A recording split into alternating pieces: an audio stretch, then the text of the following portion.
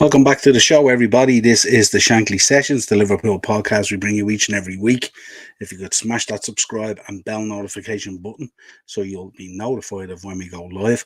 And also drop a like on the video as well. It really helps us in terms of trying to grow the channel and get some exposure. This is your preview for Liverpool versus Chelsea this Saturday lunchtime at Anfield.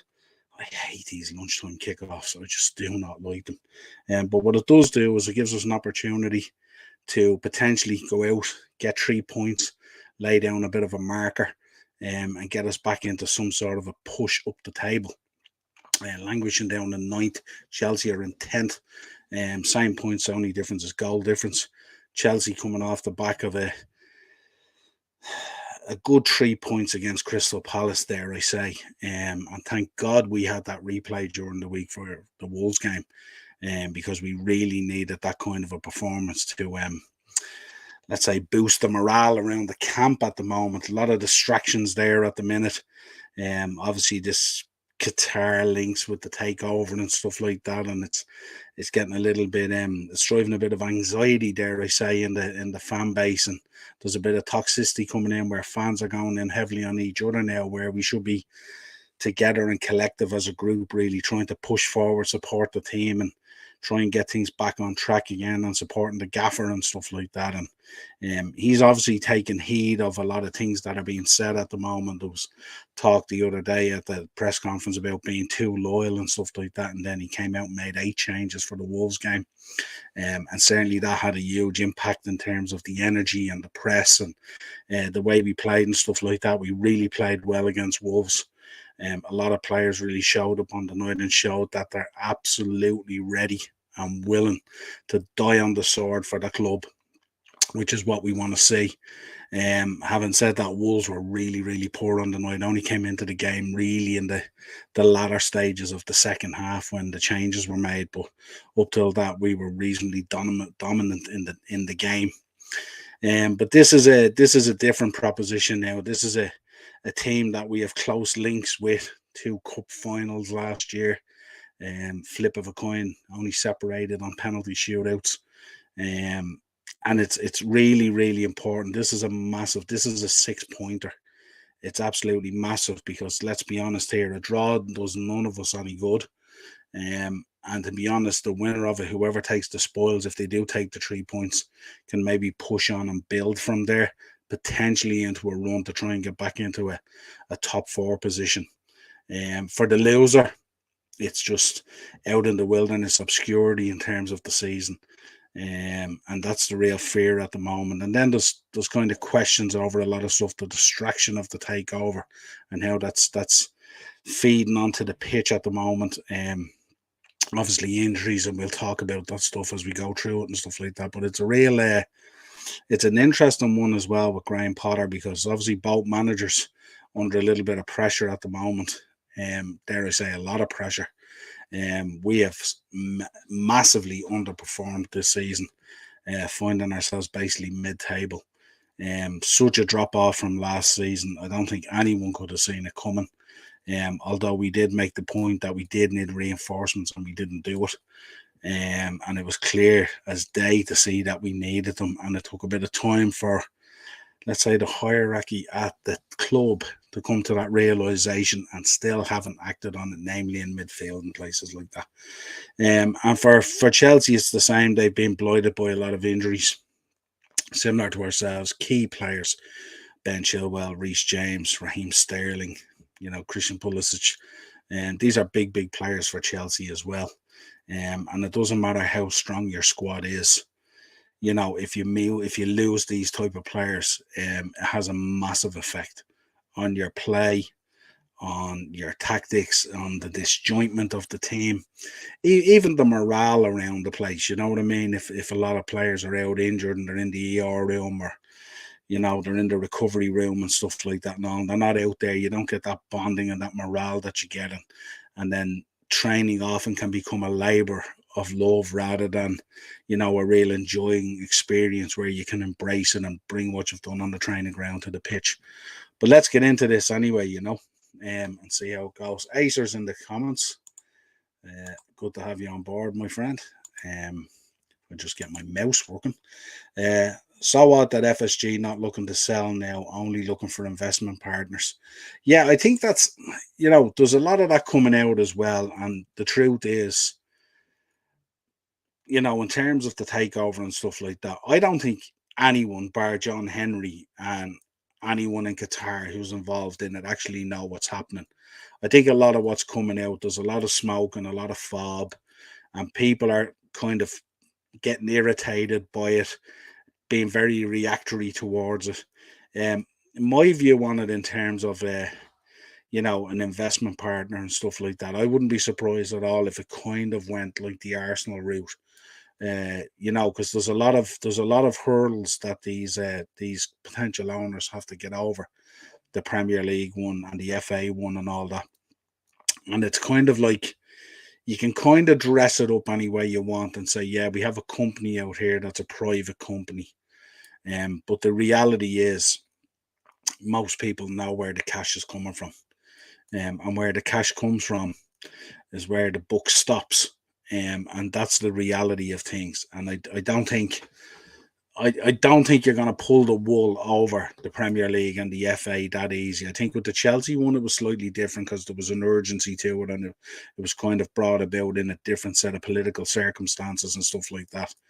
And with the Newcastle one, I think even the Newcastle one, initially had certain obstacles and stuff like that as well that they got over and stuff like that. But it's an interesting one how that's going to go. My guess is that they might come in and take some sort of a minority stake in the club and dress it up maybe as an investment partner, with a view down the road of fully taking over the club, but initially bringing in that kind of money and investment that's needed to get Liverpool sitting back at the top table again.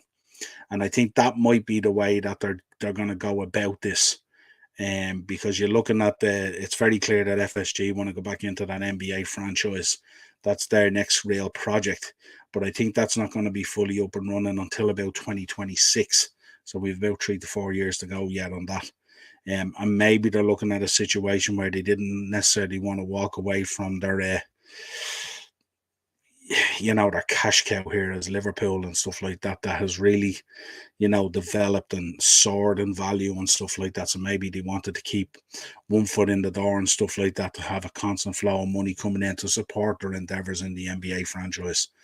And that, I think, is the reality of the situation. But to be honest with you, I don't know. You guys don't know. As fans, we don't know. We can read whatever we want. Information is fed out to various journalists and stuff like that, and they release that information. But in reality, do they really know?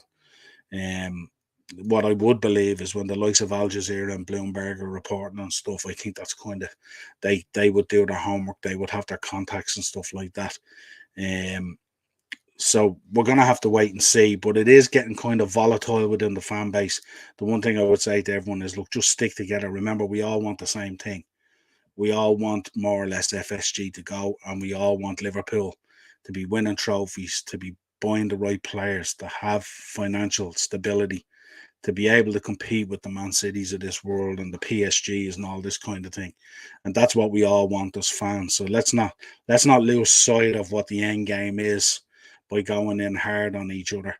And let's try and support each other through this process. And I know that creates a little bit of anxiety and various things like that in the fan base and stuff like that when they're reading one day, oh yeah, deal done, and the next day it's, no, we don't quite want this and all this kind of thing. Just park it for the moment, and when real information comes out, the club will release the information, and I'm sure Qatar will release the information if they're going to proceed with it. Until then, everything else is just hearsay. And yeah, we report on it and we talk about it and stuff like that, but like, at the moment, take everything with a pinch of salt. None of it is substantiated at all. And because one content creator says one thing and another content creator says another thing, and then they start going at each other and stuff like that, that's not the way. Let's support each other through this process. It's always going to be very, very difficult. But let's get into this preview anyway. We come into this game. Liverpool come into the game with a badly needed win in the FA Cup, albeit a different trophy. and our Premier League has been disastrous. The Brighton game was an absolute disaster, and I would have been really worried if we had been coming into this game not having that Wolves game. So yeah, you can say Chelsea have had a week to get ready and stuff like that since their last game. More or less, we've had less time to prepare and stuff like that. But I think we really needed that FA Cup game to, get that ship just steering a little bit better and stuff like that, and bring a bit of a smile and a bit of confidence back to the training ground, where training probably gets back being enjoyable again. I'm sure training for the last month or two at Liverpool has been horrific in terms of an environment and stuff like that. Really, really difficult. And I know the gaffer generally tries to be upbeat, but I mean, you can even see him in the previous press conferences and stuff like that. He knows he's under fire and stuff like that. And it's a difficult position for him as well, because he's answerable to us as fans, he's answerable to the club, he's answerable to the owners, he's answerable to everyone. So he sits in a very difficult position, where sometimes he just can't say what he wants to say, and sometimes he just has to say it, and that's it. So it's difficult for him. So Chelsea, similar to us, obviously coming in with a lot of injuries and stuff like that, but got the 3 points against Crystal Palace. Put on a reasonable performance, but Palace had some really good chances there as well, and a draw wouldn't have been unrealistic. But yeah, we just, it's interesting, the parallels between and the similarities between Liverpool and Chelsea at the moment. An ownership just done, a club potentially seeking high level investment or change of ownership. Two squads really, really blighted with injury at the moment, missing key players. And a weird one as well, because it's like we haven't even played each other yet this season. Last season we played each other 4 times or 5 times or whatever it was, 4 times probably. And this season we're already in January. We haven't played each other. This is the first game, so this is kind of pretty exciting as well. And it'll be interesting to see what the conviction of both managers is. Obviously, Graham Potter has a kind of a knack for upsetting the Jurgen Klopp cart, albeit with a different club and a different string of players who he had well coached and well versed in what their jobs were. Chelsea has been a little bit more difficult for him in terms of a different quality of player, a kind of a mixed bag of a squad that's not really his team. And he's trying to sort of muddle his way through that and figure it out. They're obviously after signing the boy Mudryk, who's a fantastic signing. Be interesting to see what part he plays in the game on Saturday. No doubt he will. There's talk at the moment that they're potentially signing Casado as well off Brighton, and the talk is that they've verbally agreed a deal of about 75 million or something like that, which is absolutely monstrous money. Fabulous player, but lunatic money, I think. But just that's the way the market has gone. So we shall see. Who knows? Maybe if they get their act together and they do it pretty quick and stuff like that, could be facing Casado again as well after what he did to us last time. Current form at the moment, if you look at Liverpool, 4 wins and 2 losses. The 2 losses, 2 bad ones, Brentford and Brighton. Really, really bad performances. And then Chelsea have 2 wins, 1 draw and 3 losses. No doubt the Palace win last week is a massive win for them and stuff like that. And you could see kind of some of the relief on Potter as well as he muddled through it. If you go through team news, both teams carrying a full injury room. With key players out and some close to returning. I was on the Chelsea Roar last night doing a preview. I think it's due to drop today, as far as I know. And we were talking about the injuries, and it's mad. If you took both our sets of injuries, we'd have a potential Premier League winning team if you combine them. So it's like, listening to Potter, some of our returns at the moment, looking at them, they're kind of their early days. We know that Jota's kind of back in specialist training and stuff like that, but realistically won't be ready till February. Darwin Núñez could make his return. That would be a big lift, but we're not sure. And I suppose that, obviously Van Dijk is out, Arthur Melo's out, Diaz is out, Firmino's out. For Chelsea, Sterling, Kante, Zakaria, Fofana, Pulisic all out. Chilwell and James apparently are back in training. But would Potter dare risk them at Anfield on Saturday, depending on how their progress is and where they stand. Certainly, I'm sure he'd love to have both boys back, or one of them, especially Reece James, who's a huge part of the team and stuff like that. But whether he would risk them or not, I'm not too sure. And we're in kind of the same boat as well. Players out, and some may be returning and stuff like that, but not returning to playing level yet.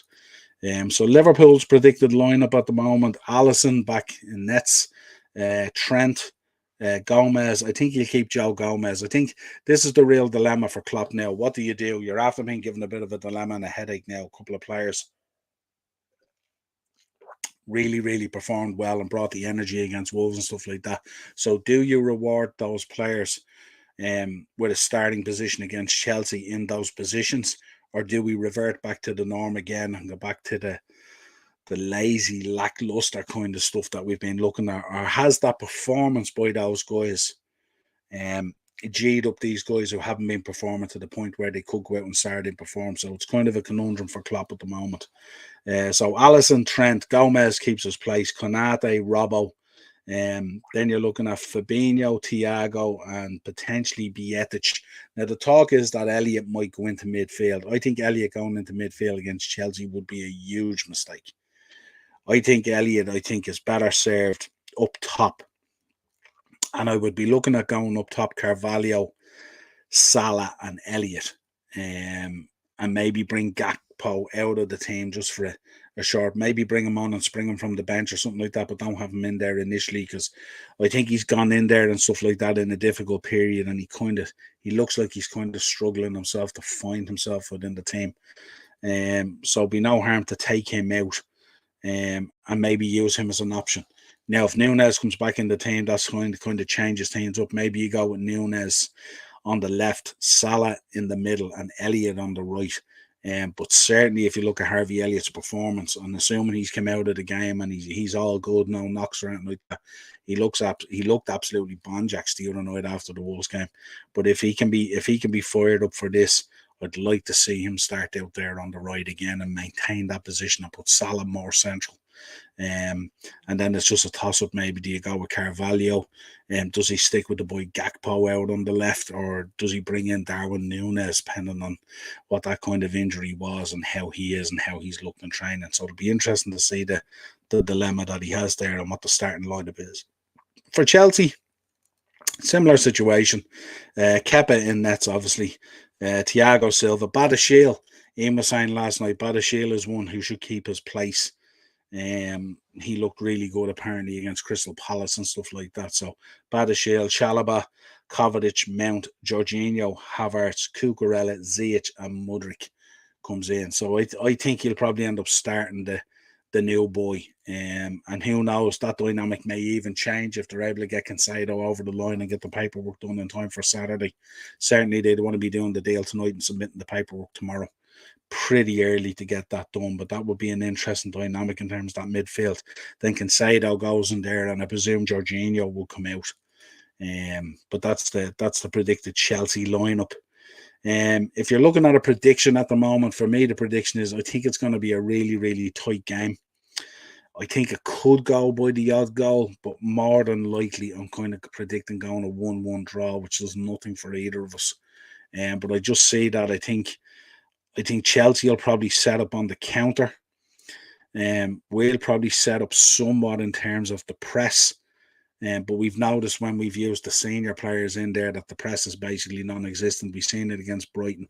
So if you're looking at a team that's going to counter against a team that isn't pressing and sitting, it can often sometimes lead to a stalemate and stuff like that. So we'll see how that goes and what way it develops. Hopefully not too much refereeing in it, that the referee is going to let a bit of stuff go and let it get a bit of physical, because it does get physical normally between both teams. So we're hoping that the ref doesn't have a negative impact on the game in any way. I had a look at the betting as well, which I think is kind of a weird one as well, because it's the betting is being confusing. We always get our betting stuff from Boyle Sports, by the way, and we'll always say as well, always gamble responsibly and stuff like that, gamble aware and all that kind of stuff. So never be gambling with money that you can't afford to lose. But Liverpool are 4-5. The draw is 13-5, just short of 3-1, and Chelsea are 3-1. I think, which is very long odds for Chelsea. I think there hasn't been much to separate both teams over the last couple of years. And I just think we both have similar issues in terms of injuries. We both have similar pressure at the moment in terms of performance and what we need to do. And I just think this one could be a nervous one, to say the least, for both teams, because neither team will want to lose. And more often than not, they can try and, it can cancel each other out. So we shall see. But if you wanted to have, I had a look at a combo bet there for you. So if you go with the draw and Mo Salah anytime, we know that Mo loves a goal against Chelsea. And wouldn't it be fantastic if we see Mo Salah crop up again with one of those lovely cut-in balls that he just swerves into the far corner and stuff like that. So used to doing them against Chelsea now and stuff like that. So a draw and the old Chelsea boy to score anytime. Mo Salah is 28-1. Not bad value at all. Don't forget, folks, we will be back live at 9 o'clock as well, or 9:15. Sorry, myself and Darren will be on with the Thursday Tier Talk. We're going to be previewing all the Premier League action coming this weekend. We're going to be doing Beat the Bookie, where we give you our tips and picks. And we're also going to be talking all the latest news and transfers. And the transfer window lit up today. We're going to be talking Trossard. We're going to be talking Danny Ings. We're going to be talking Concedo. We're going to be talking lots of stuff on this one there. And we'll see where that goes. But this has been a good day today. Coil's in the comments. How are you, Coil? Yeah, good day today for you boys. Yeah, absolutely. Trossard, and look, I spoke about it over a week ago, if you remember, and stuff like that. So yeah, absolutely cracking signing, and I'm sure you're delighted. Coil, you spoke to me a number of times about Trossard and how you'd really like to have him there. So you got him now. Let's see how that goes and how he fits in and stuff like that. And again, if you can get the paperwork and all done, he'd be ready to fire up against Man United on Sunday, which would be cracking to have that ready to go as well. An extra body in there and stuff like that. And he's Premier League proven. He's a fantastic player, Trossard, and a great bit of business. The business that was done today is absolutely fantastic. Danny Ings going to West Ham, 15 million or something like that. If they can keep him fit, it's the last roll of the dice for Moyes, I would imagine, if he can't start getting goals now. But he'll have to keep Danny Ings fit, because we know Danny Ings, when he's fit, he has a great eye for goal. But more often than not, it's his injuries and his lack of playing time that drags him down. He had a good run in Southampton a while ago before he moved to Aston Villa, and he was scoring goals for fun. He was absolutely unbelievable. And if West Ham can harness that and start getting those goals, they can certainly make some progress up the table. But it's getting tight now for Moyes' big game against Everton. Myself and Darren will be previewing it later. It's really a roll of the dice on which of these managers keeps their job after the weekend, depending on how the result goes. Good to hear from you, Cole. We will be back at 9:15 if you want to join us in the chat. Also, leave your predictions down below. Who do you think is going to start for the Reds? What's your prediction and your scores? And if you're having a flutter, let us know what your bet is, or what your tip is, or what you think is going to happen.